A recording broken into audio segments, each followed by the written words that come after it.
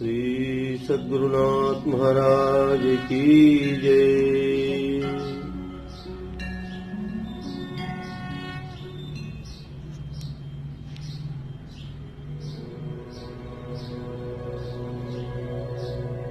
श्री कृष्ण परमात्मने नमः।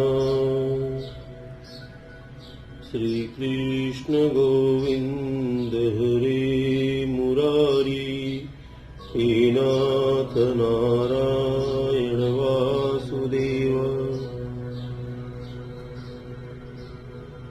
तत्व चिंतामणि।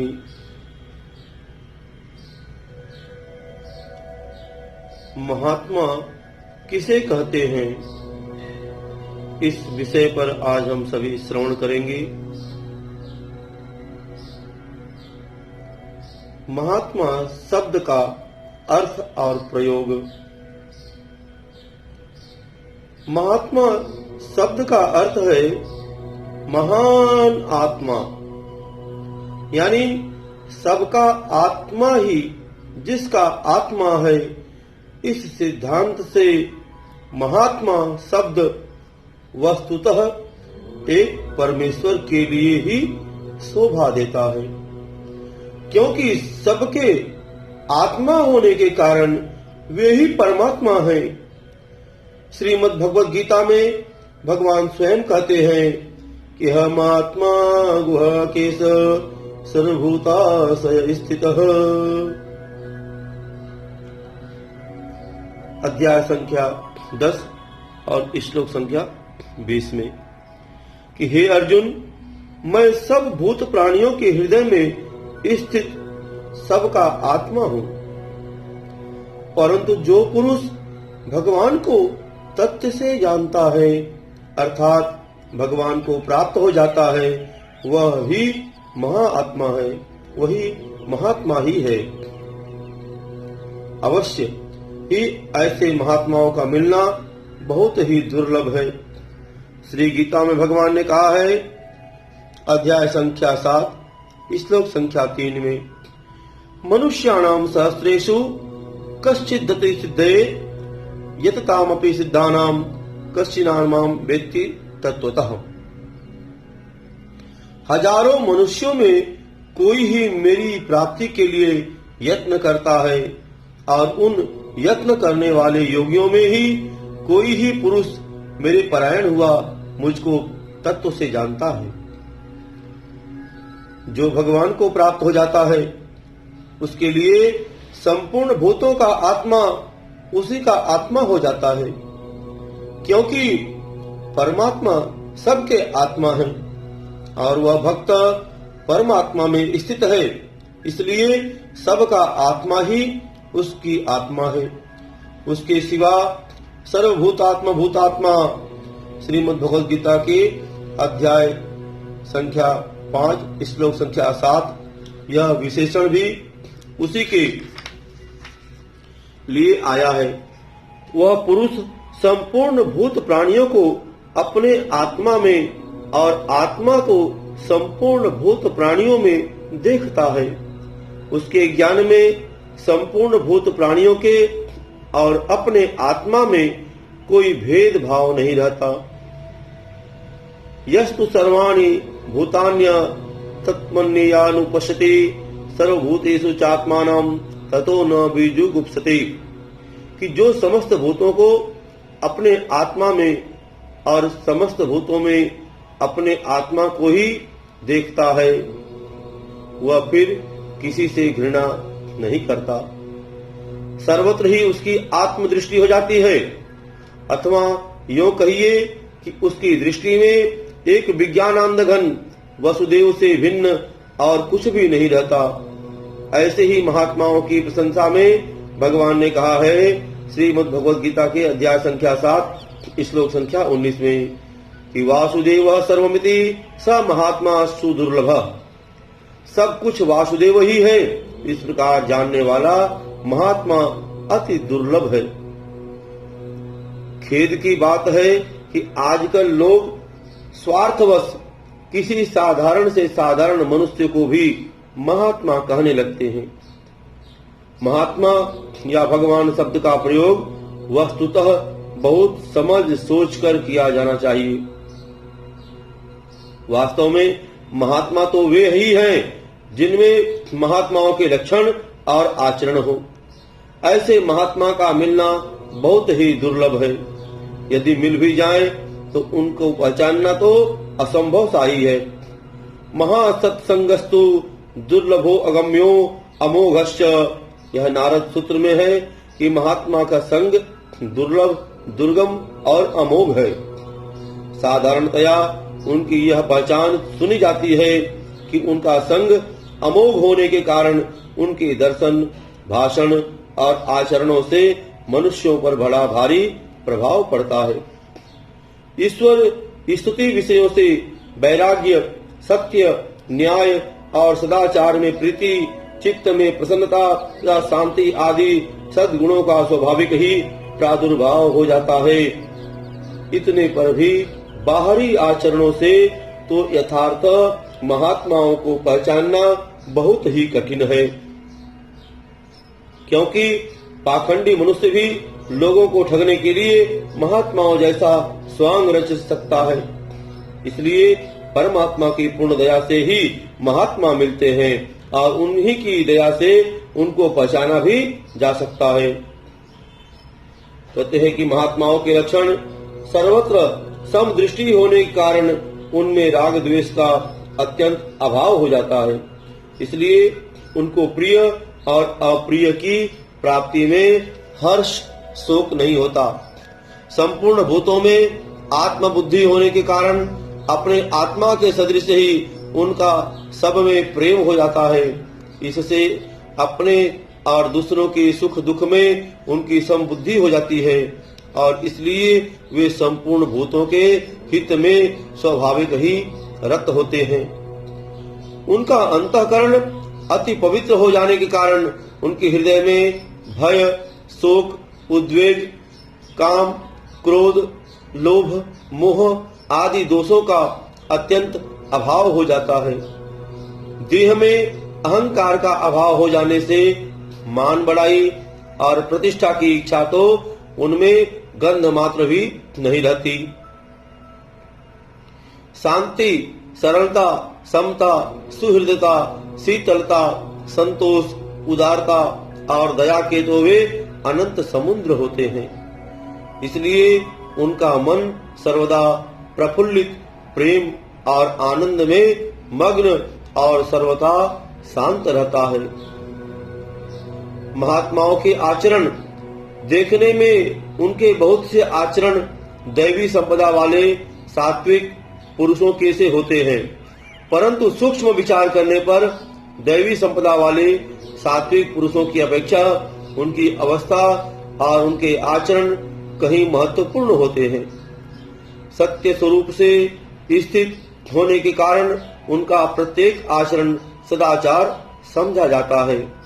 उनके आचरणों में असत्य के लिए कोई स्थान ही नहीं रह जाता। अपना व्यक्तिगत किंचित भी स्वार्थ न रहने के कारण उनके आचरणों में किसी भी दोष का प्रवेश नहीं हो सकता। इसलिए उनके संपूर्ण आचरण दिव्य समझे जाते हैं। वे संपूर्ण भूतों को अभय दान देते हुए ही विचरते हैं। वे किसी के मन में उद्वेग करने वाला कोई आचरण नहीं करते। सर्वत्र परमेश्वर के स्वरूप को देखते हुए स्वाभाविक ही तन, मन और धन को संपूर्ण भूतों के हित में लगाए रहते हैं। उनके द्वारा झूठ, कपट, व्यभिचार, चोरी आदि दुराचार तो हो ही नहीं सकते। यज्ञ, दान, तप, सेवा आदि जो उत्तम कर्म होते हैं उनमें भी अहंकार का अभाव होने के कारण आसक्ति, इच्छा, अभिमान और वासना आदि का नाम निशान भी नहीं रहता। स्वार्थ का त्याग होने के कारण उनके वचन और आचरणों का लोगों पर अद्भुत प्रभाव पड़ता है। उनके आचरण लोगों के लिए अत्यंत हितकर और प्रिय होने से लोग सहज ही उनका अनुकरण करते हैं। श्री गीता में भगवान कहते हैं, अध्याय संख्या 3 श्लोक संख्या 21 कि पद्धदाचरति श्रेष्ठ अस्तदेवेतरो जनः स यत् प्रमाणम कुरुते लोक अस्तदनुवर्तते। श्रेष्ठ पुरुष जो जो आचरण करते हैं दूसरे लोग भी उसी के अनुसार बरतते हैं। वह जो कुछ प्रमाण कर देते हैं लोग भी उसी के अनुसार बर्ताव करते हैं। उनका प्रत्येक आचरण सत्य, न्याय और ज्ञान से पूर्ण होता है। किसी समय उनका कोई आचरण महादृष्टि से, बाह्य दृष्टि से भ्रमवश लोगों को अहितकर या क्रोध युक्त मालूम हो सकता है, किंतु विचार पूर्वक तत्व दृष्टि से देखने पर वस्तुतः उस आचरण में भी दया और प्रेम ही भरा हुआ मिलता है, जो परिणाम में उससे लोगों का परम हित ही होता है। उनमें अहंता, ममता का अभाव होने के कारण उनका बर्ताव सबके साथ पक्षपात रहित, प्रेममय और शुद्ध होता है। प्रिय और अप्रिय में उनकी समदृष्टि होती है। वे भक्तराज प्रहलाद की भांति आपत्ति काल में भी सत्य, धर्म और न्याय के पक्ष पर ही दृढ़ रहते हैं। कोई भी स्वार्थ या भय उन्हें सत्य से नहीं डिगा सकता। एक समय केसनी नामनी कन्या को देखकर प्रहलाद पुत्र विरोचन और अंगिरा पुत्र सुधनवा उसके साथ विवाह करने के लिए परस्पर विवाद करने लगी। कन्या ने कहा कि तुम दोनों में जो श्रेष्ठ होगा मैं उसी के साथ विवाह करूंगी। इस पर वे दोनों ही अपने को श्रेष्ठ बतलाने लगे। अंत में वे परस्पर प्राणों की बाजी लगाकर इस विषय में न्याय कराने के लिए प्रहलाद जी के पास गए। प्रहलाद जी ने पुत्र की अपेक्षा धर्म को श्रेष्ठ समझकर यथोचित न्याय करते हुए अपने पुत्र विरोचन से कहा कि सुधनवा तुमसे श्रेष्ठ है, इसके पिता अंगिरा मुझसे श्रेष्ठ है और इस सुधनवा की माता तेरी माता से श्रेष्ठ है, इसलिए यह सुधनवा तेरे प्राणों का त्यागी है। यह न्याय सुनकर सुधनवा मुग्ध हो गया और उसने कहा कि हे प्रहलाद, पुत्र प्रेम को त्याग कर तुम धर्म पर अटल रहे, इसलिए तुम्हारा यह पुत्र 100 वर्ष तक जीवित रहे। यह महाभारत की सभा पद नाम की जो है 68वें अध्याय में श्लोक संख्या 86 और 87 है कि श्रेयान सुधनवा त्यक्तो वै मतः श्रेयास्तथांगिरा माता सुधन्वश्चापि मातृतः श्रेयसी तवः विरोचन सुधन्वायम् प्राणानामीश्वर अस्तव पुत्र अस्नेह प्रत्यज्य यस्तम धर्मे व्यवस्थित अनुजानामपि ते पुत्र जीवति सतम समाह। महात्मा पुरुषों का मन और उनकी इंद्रियां जीती हुई होने के कारण न्याय विरुद्ध विषयों में तो उनकी कभी प्रवृत्ति ही नहीं होती। वस्तुतः ऐसे महात्माओं की दृष्टि में एक सच्चिदानंद घन वासुदेव से भिन्न कुछ भी नहीं होने के कारण वह सब भी लीला मात्र ही है। तथापि लोक दृष्टि में भी उनके मन, वाणी, शरीर से होने वाले आचरण परम पवित्र और लोकहितकर ही होते हैं।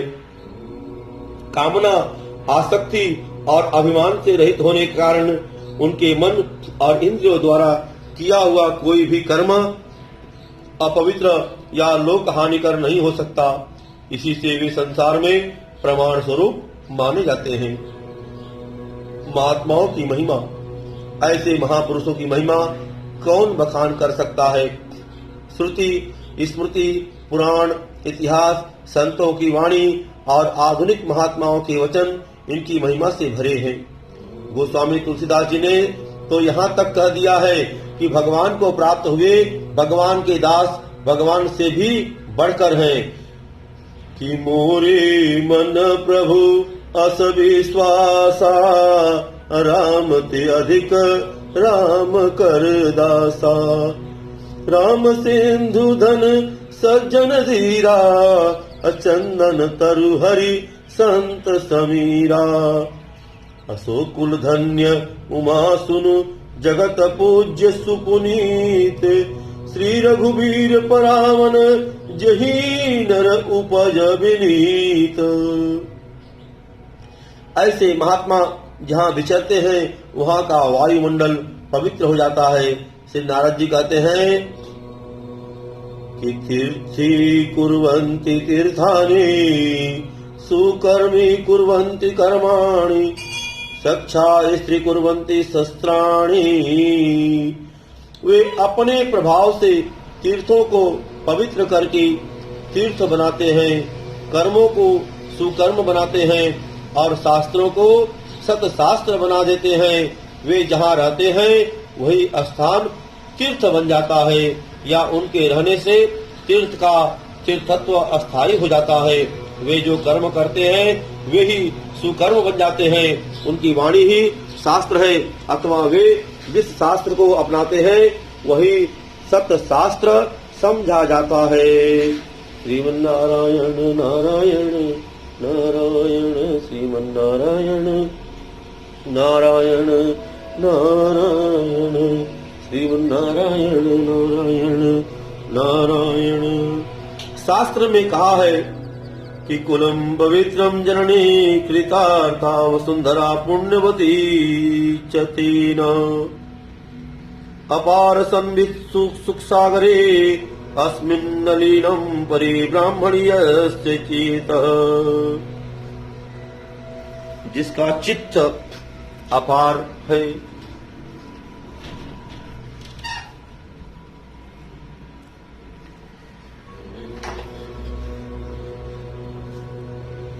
जिसका चित्त अपार संवित सुख सागर पर ब्रह्म में लीन है, उसके जन्म में कुल पवित्र होता है, उसकी जननी कृतार्थ होती है और पृथ्वी पुण्यवती हो जाती है। धर्मराज युधिष्ठिर ने भक्तराज विदुर जी से कहा था, श्रीमद् भागवत में अध्याय 1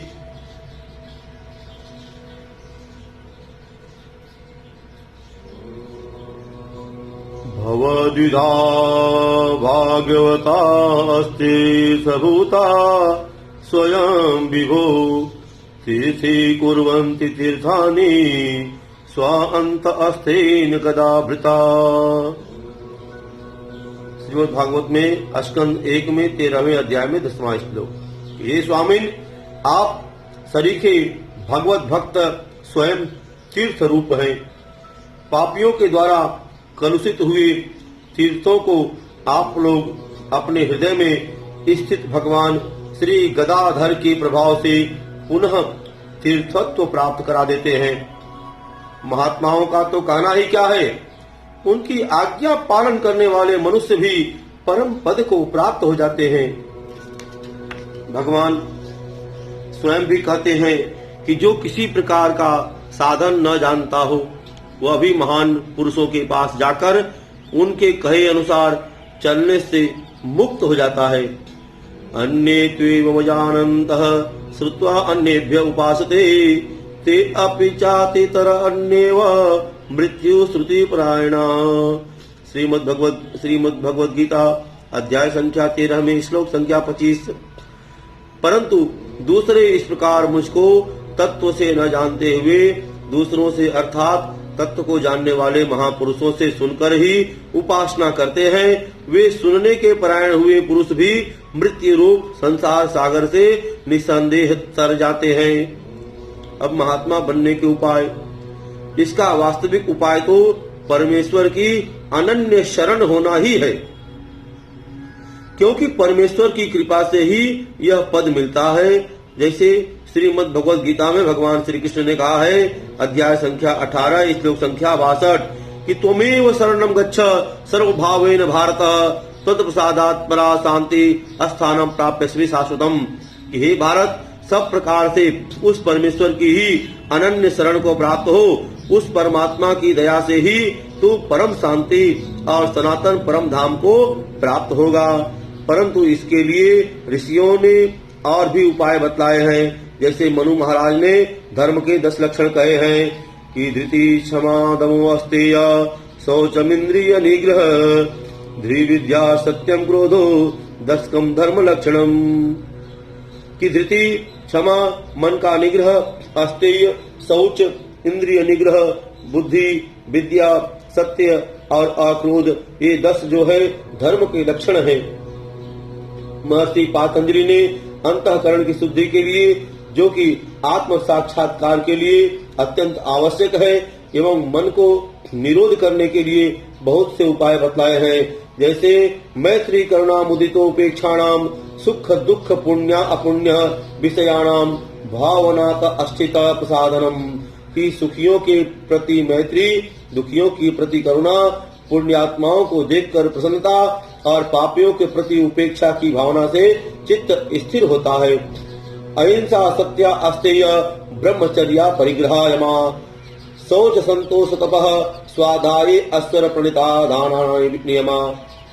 अहिंसा, सत्य, अस्तेय, ब्रह्मचर्य, अपरिग्रह, ये 5 यम हैं, और शौच, संतोष, तप, स्वाध्याय और ईश्वर प्राणिधान, ये 5 नियम हैं। और भी अनेक ऋषियों ने महात्मा बनने के यानी परमात्मा के पद को प्राप्त होने के लिए सद्भाव और सदाचार आदि अनेक उपाय बतलाए हैं। भगवान ने श्रीमद् भगवद गीता के 13वें अध्याय में श्लोक संख्या 7 से श्लोक संख्या 11 तक ज्ञान के नाम से, और 16वें अध्याय में श्लोक संख्या 1, 2, 3 में दैवी संपदा के नाम से, एवं 17वें अध्याय में श्लोक संख्या 14, 15, 16 में तप के नाम से सदाचार और सद्गुणों का ही वर्णन किया है। यह सब होने पर भी महर्षि पातंजलि, सुखदेव, भीष्म, वाल्मीकि, तुलसीदास, सूरदास, यहाँ तक कि स्वयं भगवान ने भी शरणागति को ही बहुत सहज और सुगम उपाय बताया है। अनन्य भक्ति, ईश्वर प्राणिधान, अव्यभिचारिणी भक्ति और परम प्रेम आदि उसी के नाम है। अनन्य चेता सत्तम यो म स्मृति नित्य सह तस्याहम सुलभम पार्थ नित्य युक्तस्य योगिनः। श्रीमद् भगवद गीता के अध्याय संख्या 8 में श्लोक संख्या 14 कि हे पार्थ, जो पुरुष मुझ में अनन्य चित्त से स्थित हुआ सदा ही निरंतर मुझको स्मरण करता है, उस मुझ में युक्त हुए योगी के लिए मैं सुलभ हूँ, अर्थात सहज ही प्राप्त हो जाता हूँ। वाल्मीकि रामायण में अध्याय संख्या, वाल्मीकि रामायण के जो है 6ठे भाग में अध्याय संख्या 18 श्लोक संख्या 33 में कि सकृदेव प्रपन्नाय तवा अस्मिति च याचते अभयम सर्वभूतेभ्यो ददाम्ये तद्भुतम मम, कि जो एक बार भी मेरे शरण होकर मैं तेरा हूँ ऐसा कह देता है, मैं उसे सर्वभूतों से अभय प्रदान कर देता हूँ, यह मेरा व्रत है। इसलिए श्रवण करने से, पठन करने से, मनन करने से सज्जनों से प्रार्थना है कि ज्ञानी, महात्मा और भक्त बनने के लिए ज्ञान और आनंद के भंडार सत्य स्वरूप उस परमात्मा की ही अनन्य शरण लेनी चाहिए। फिर उपर्युक्त सदाचार और सद्भाव तो अनायास ही प्राप्त हो जाते हैं। भगवान की शरण ग्रहण करने पर उनके दया से आप ही सारे विघ्नों का नाश होकर भक्त को भगवत प्राप्ति हो जाती है। योग दर्शन में कहा है कि तस्य वाचिका प्रणव तज्ज पद अस्तदर्थ भावनम ततः प्रत्यक्ति तना अधि गमो अप्यंतराया भावश्च। उसका वाचक प्रणव ओंकार है, उसका जप और उसके अर्थ की भावना करनी चाहिए। इससे अंतर आत्मा की प्राप्ति और विघ्नों का अभाव भी होता है। भगवत शरणागति के बिना इस कलिकाल में संसार सागर से पार होना अत्यंत ही कठिन है। कि कलियुग केवल नाम आधारा, सुमिर सुमिर भव उतरहि पारा। कलयुग समयुग आन नहीं, जो नर कर विश्वास। गाय राम गुण गण विमल, भव तर बिनहि प्रयास। हरेर नाम हरे नामैव केवलम। कलौ नास्तेय नास्तेयव नास्तेय गतिरन्यता। देवी हे सा गुणमयी मम माया दुरत्यया।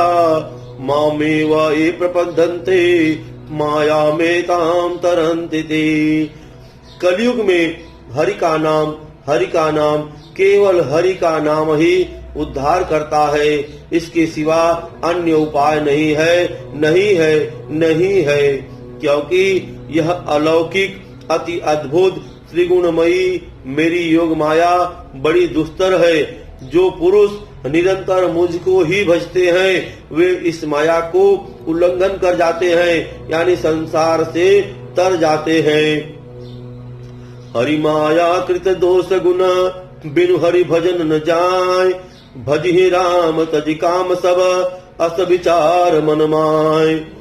महात्मा बनने के मार्ग में मुख्य विघ्न ज्ञानी, महात्मा और भक्त कहलाने तथा बनने के लिए तो प्राय सभी इच्छा करते हैं, परंतु उसके लिए सच्चे हृदय से साधन करने वाले लोग बहुत ही कम हैं। साधन करने वालों में ही परमात्मा के निकट कोई ही पहुंचता है, क्योंकि राह में ऐसी बहुत सी विपद जनक घाटियां आती हैं जिनमें फंसकर साधक गिर जाते हैं।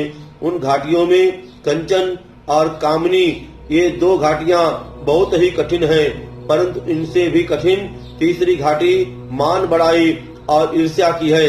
किसी कवि ने कहा है कि कंचन तजना सहज है, सहज त्रिया काने। मान बढ़ाई ईर्ष्या दुर्लभ तजना ये। इन तीनों में भी सबसे कठिन है बड़ाई। इसी को कीर्ति, प्रशंसा, लोकैषणा आदि कहते हैं। शास्त्र में जो 3 प्रकार की तृष्णा, पुत्रेषणा, लोकैषणा और वित्तैषणा बताई गई है, उन तीनों में लोकैषणा ही सबसे अधिक बलवान है। इसी लोकैषणा के लिए मनुष्य धन, धाम, पुत्र, स्त्री और प्राणों तक का भी त्याग करने के लिए तैयार हो जाता है।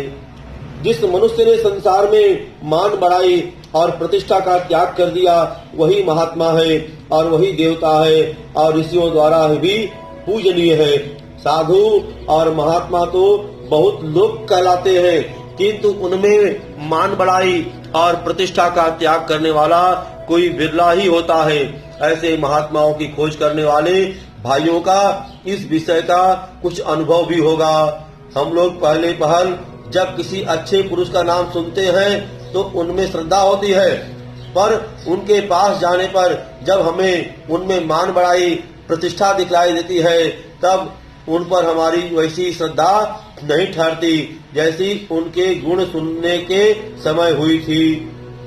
यद्यपि अच्छे पुरुषों में किसी प्रकार भी दोष दृष्टि करना हमारी भूल है, परंतु स्वभाव दोष से ऐसी वृत्तियां होती हुई प्रायः देखी जाती हैं और ऐसा होना बिल्कुल निराधार भी नहीं है, क्योंकि वास्तव में एक ईश्वर के सिवा बड़े से बड़े गुणवान पुरुष में भी दोषों का कुछ मिश्रण रहता ही है। जहाँ बड़ाई का दोष आया कि झूठ, कपट और दंभ भी आ ही जाते हैं। जब झूठ, कपट और दंभ को स्थान मिल जाता है तो अन्यान्य दोषों के आने के तो सुगम मार्ग बन जाते हैं। और यह कीर्ति रूपी दोष देखने में छोटा सा है, परंतु यह केवल महात्माओं को छोड़कर अन्य अच्छे से अच्छे पुरुषों में भी सूक्ष्म और गुप्त रूप से रहता है। यह साधक को साधन पथ से गिराकर उसका मूलोच्छेदन कर सकता है। अच्छे पुरुष बड़ाई को हानिकर समझकर विचार दृष्टि से उसको अपने में रखना नहीं चाहते और प्राप्त होने पर उसका त्याग भी करना चाहते हैं, तो भी यह सहज में उनका पिंड नहीं छोड़ती। इसका शीघ्र नाश तो तभी होता है जबकि यह हृदय से बुरी लगने लगे और इसके प्राप्त होने पर यथार्थ में दुख और घृणा हो। साधक के लिए साधन में विघ्न डालने वाली यह माया की मोहिनी मूर्ति है। जैसे चुंबक लोहे को, स्त्री कामी पुरुष को, धन लोभी पुरुष को आकर्षण करता है, यह उससे भी बढ़कर साधक को संसार समुद्र की ओर खींचकर उसे इसमें बरबस डुबो देती है। अतएव साधक को सबसे अधिक इस बड़ाई से ही डरना चाहिए। जो मनुष्य बड़ाई को जीत लेता है वह सभी विघ्नों को जीत सकता है। योगी पुरुषों के ध्यान में तो चित्त की चंचलता और आलस्य ये दो ही महाशत्रु के तुल्य विघ्न करते हैं। चित्त में वैराग्य होने पर विषयों में और शरीर में आसक्ति का नाश हो जाता है। इसमें उपर्युक्त दोष तो कोई विघ्न उपस्थित नहीं कर सकते, परंतु बड़ाई एक ऐसा महान दोष है जो इन दोषों के नाश होने पर भी अंदर छिपा रहता है। अच्छे पुरुष भी जब हम उनके सामने उनकी बड़ाई करते हैं तो उसे सुनकर विचार दृष्टि से इसको बुरा समझते हुए भी इसकी मोहिनी शक्ति से मोहित हुए से उस बड़ाई करने वाले के अधीन से हो जाते हैं।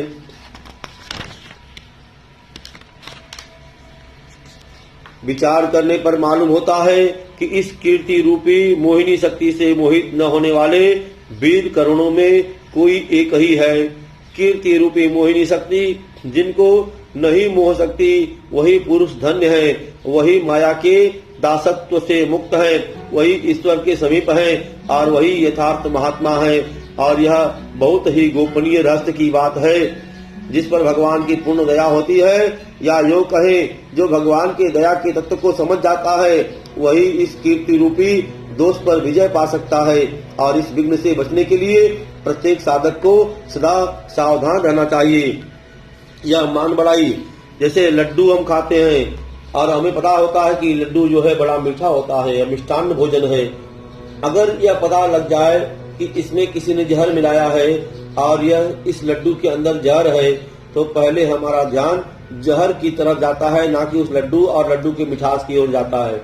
इसी प्रकार यह मान बढ़ाई भी हमारे लिए ठीक वैसे ही है, जहर के समान। अगर कोई हमारी मान बढ़ाई करता है तो यह समझ ली कि इसके अंदर विष घुला हुआ है और यह हमारे लिए विष का काम करती है। इससे बचना चाहिए और यही महात्माओं के प्रमुख लक्षण है। बोलिए श्री कृष्ण भगवान की जय, वृंदावन बिहारी लाल की जय, सियावर रामचंद्र की जय। श्रीमन्नारायण नारायण नारायण, हरिमन्नारायण नारायण नारायण, श्रीमन्नारायण नारायण नारायण। श्री सद्गुरुनाथ महाराज की जय।